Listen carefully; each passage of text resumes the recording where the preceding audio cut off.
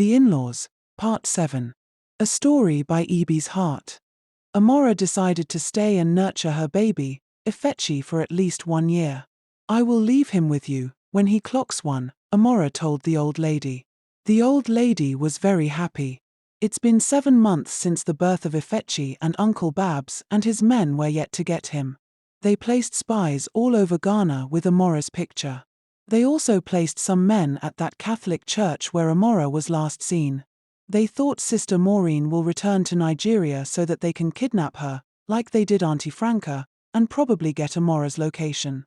But Sister Maureen traveled to Rome from Ghana, so there was no one to ask Amora's whereabout. For 7 months now, that girl have stayed hidden with that demon she birthed. We have just 5 months to find them, or else the worst will happen to us," Uncle Babs roared. "If he turns 1, his powers will also start manifesting fully, making it impossible to get close to him. F have become a shadow of herself. She have attempted to take her life severally, because she kept hearing bad news about her family. The Okosans have destroyed everyone she loved. Amora, wake up. I think there is something wrong with Ife," as he was fondly called. The old lady said while tapping Amora to wake up from sleep. Amora jumped on her feet and took Ife from her. "What did you say is wrong, Mama?" "He is just sleeping," Amora said, confused. "Sorry, my dear. I think my mind is playing tricks on me," the old lady said dismissively. The next day, the old lady started shouting Amora's name to come, that something was definitely wrong this time. When Amora got there, she saw nothing. She was a bit pissed. "Mama, tell me what you saw this time. Don't dismiss my question." The old lady was confused. "Okay, I don't know if what I saw was real, but I saw Ifechi running around the house.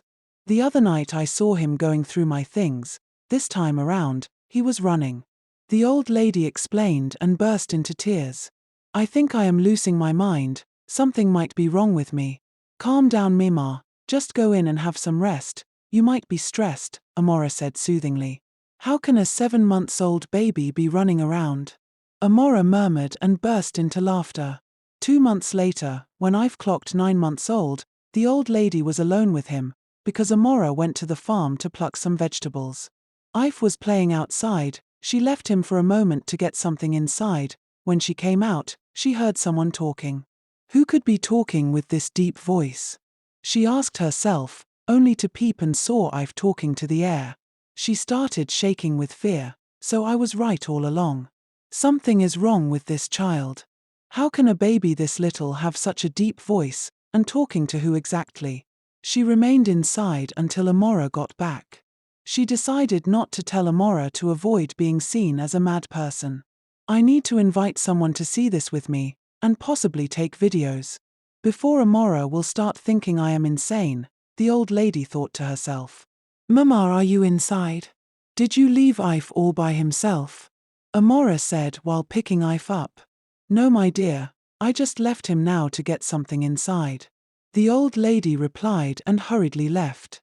She went to her neighbor, who is a young mother, and asked her to please help her and record something with her phone. "I will call you to come when I am ready," the old lady told her. They both agreed and she left. That night, the old lady could not sleep.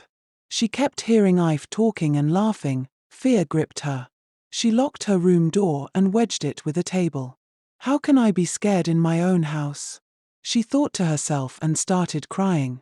In the morning, she kept looking at Amora and her baby. "Did you notice anything with Ife in the night?" she asked Amora. "No, I slept like a log of wood. I was so tired. You see, I am so lucky that Ife doesn't wake me up at night. I have heard of babies disturbing their mothers at night," Amora said, giggling. The old lady called their neighbor on the phone to come when Amora left for their village market. "I need you to use my phone and video Ifechi. I don't know how to use any other thing on the phone except to call and receive calls," she said to her neighbor, fidgeting. "Okay, should I start now?" the neighbor asked. "No, just place the video somewhere where it can video him and come inside. I want you to record him without him seeing you," the old lady said. The neighbor looked at her and asked, "This baby is too small to even notice if we are watching him or not." "Mama, is something wrong?" she asked with worry. Momar smiled nervously and replied, "Nothing is wrong. I wanted to show his mother that he can now walk. She refused to believe me earlier." The old lady lied. So the woman agreed and placed her camera. After a while, they started hearing someone talking. "Is like you have a visitor," the neighbor asked, trying to go outside. Momar dragged her back. "Just wait first." She sat down looking confused. After some minutes, they both went outside and the neighbor took her phone. "Show me the video," the old lady pleaded. "He didn't walk in this video, he was sitting down playing," the neighbor said, carrying Ife. Then she turned and gave Ife to the old lady. "I am leaving, he will walk soon, don't worry Momar," she said and left. The old lady looked at Ife and quickly dropped him on the ground. "Maybe I am actually seeing and hearing things." But she also heard the voice. She may have mistaken it to one of the villagers. "Let me just keep watching. Maybe one day Amora might see what I have been seeing." For days to Ifechi's first birthday, he fell seriously ill and Amora had no choice than to take him to a hospital in the city. He was admitted, and one of the nurses recognized Amora. The Okosans have placed a heavy bounty on her head, so most of the nurses were looking out for her. "She is at our hospital now with a baby, who is on admission." The nurse that recognized Amora was speaking to one of the Okosans' men on the phone. Within minutes, they surrounded the hospital. "Get the baby for us, and we will give you extra $50,000, one of the men told the nurse. The nurse, who was on night duty, served Amora a cup of coffee that they usually give her every night, but this time, the nurse put a sleeping tablet in it, and she slept off. She took Ifechi and handed him over to the Okosans' men.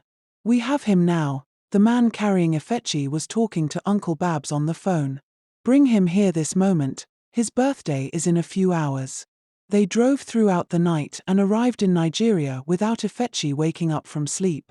"This baby have been sleeping since we picked him up," one of the men said to the other one. "I am surprised too, how can he be sleeping like this?" They were already in Nigeria, and rushing to the Okosans' estate when their car started somersaulting. They had a very terrible accident that led to the death of everyone in their car except Ifechi. A woman and her husband were the first persons to drive to the scene of the accident. They stopped and the woman was crying. She then heard the cry of a baby and took him immediately. "Honey, the baby survived. Let's take him and leave before other people gets here. God works in mysterious ways," she said and wrapped Ifechi with her wrapper. When the police and rescuers arrived at the scene of the accident, they confirmed everyone dead. Through the plate numbers, they found out the owner of the vehicle and called the Okosans' estate. They took the phone to Uncle Babs. "You mean no one survived?" he asked repeatedly. "Did you see a baby?" "No," the police officer answered. "Was there a baby on board?" Uncle Babs cut the call and shouted, "He caused the accident. His powers are already manifesting. We are doomed." He was screaming and running outside with his hands on his head when he turned to stone. Everybody started running for their lives. But they were turning into stone wherever they were, one after the other. Before you know it, everyone was like a statue, except the wives and the servants. The wives who were running with them started making their escape towards the gate. The house started shaking, and the entire building fell on the statues and broke them to pieces. F got home to her parents, who were asking her where she had been. Apparently the Okosans have been forgotten by the world. And F could not explain herself either. She felt like she just woke up from a bad dream. Amora woke up at the hospital with the old lady by her side. "How are you feeling now?" the old lady asked her. "I had the worst nightmare now. Thank God it was only a dream. I need to call my mother," Amora said, sitting up from the bed. The couple who stole Ifechi only remembered that they picked him from where he was dumped. No one remembered anything that had to do with the Okosans anymore. God heard our prayers of 12 years and blessed us with a son.